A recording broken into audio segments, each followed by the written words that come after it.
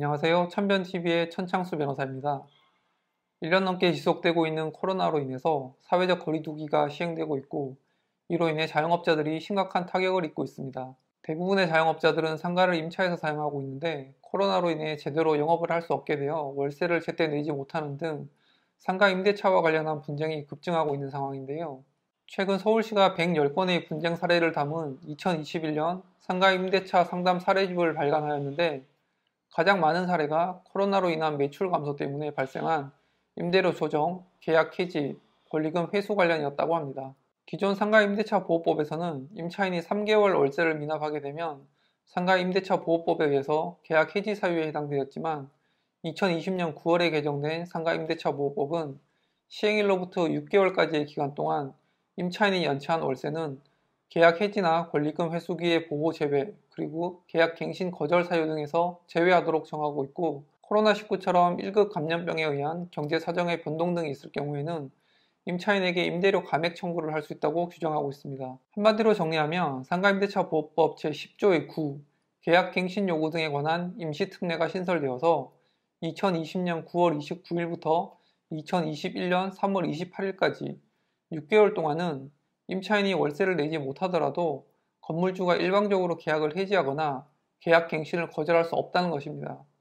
이 특례 규정은 건물주의 동의를 받고 전대차 계약을 한 전차인이나 환산보증금을 초과하여 기존 상가임대차 보호법의 적용 대상이 아닌 임차인들에게도 적용되기 때문에 사실상 모든 상가임대차 계약에 적용된다는 점에 유의해야 합니다.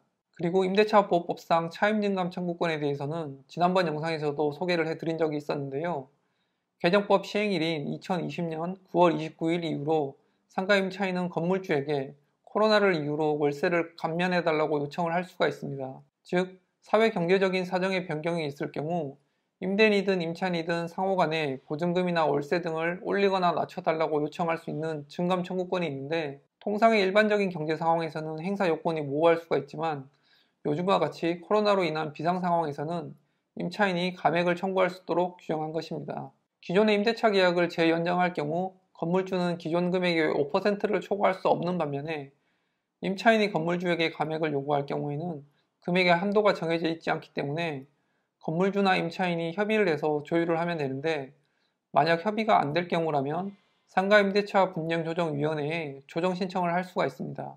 다만 차임 증감 청구권 행사는 임시특례법으로 적용되었던 전대차 임차인이나 환산보증금을 초과하는 상가를 계약한 임차인의 경우에는 요구할 수 없으며, 상가임대차 보호법이 적용되는 임차인만 행사할 수가 있습니다. 또한 건물주는 상가임대차 분쟁조정위원회의 결정에 반드시 따라야 하는 것은 아니라서 조정위원회의 조치는 강제성이 없다는 점은 다소 아쉬운 부분입니다.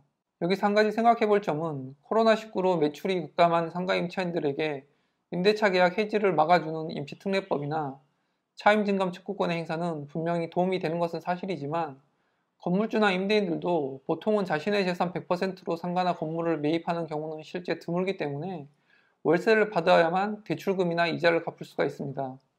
이렇게 장기간 월세를 받지 못하게 되는 경우 건물주가 대출 연체로 인해서 건물이 경매로 넘어가게 될 수도 있고, 그런 경우 임차인에게도 막대한 손해가 된다는 점을 간과해서는 안 될 것입니다. 코로나로 인해 정부가 부득이 비상수단을 사용하였지만, 장기적인 면에서 볼 때 이러한 문제를 상가 임대인의 부담으로만 돌리면 또 다른 부작용이 생겨난다는 것입니다. 상가 임대차 분쟁은 크게 세 갈래로 나누어집니다.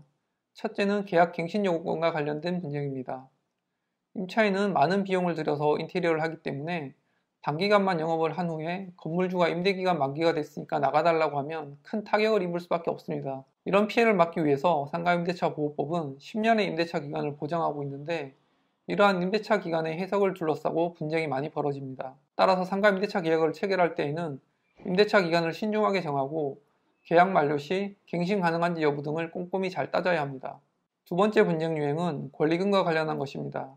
상가는 영업이 얼마나 잘 되느냐가 가장 중요한데, 이러한 영업권에 대한 평가는 권리금으로 나타납니다. 권리금은 전 임차인과 후 임차인 사이에 주고받는 것인데, 임대차 기간 만료 시에 임대인이 전 임차인의 권리금 회수를 방해하는 경우가 있고, 이 경우 분쟁이 발생하게 됩니다. 권리금이란 것이 다소 추상적이고 정확한 가치평가가 어렵기 때문에 결국 법원에서 감정까지 받아서 확정되는 경우가 많기 때문에 이 부분에 대한 분쟁도 증가하는 추세입니다. 세 번째는 계약의 해지와 명도와 관련한 분쟁입니다.